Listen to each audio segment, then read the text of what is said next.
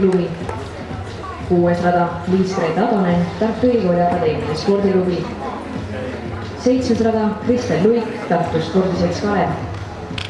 8. rada Mari-Liis Puve, kergejõustikuklubi Kose 2000.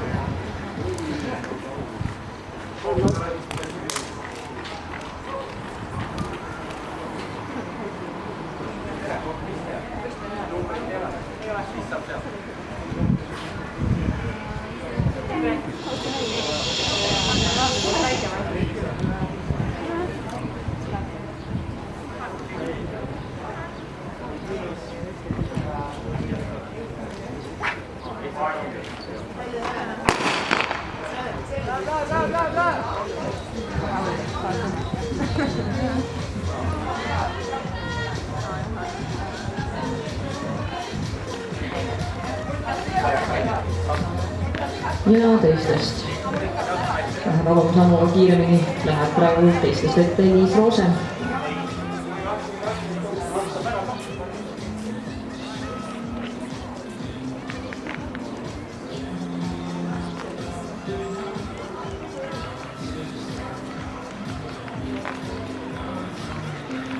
Ja kohe jõuab lõpusirgele Liis Roosega mitmemeetrise edumaaga tema järel.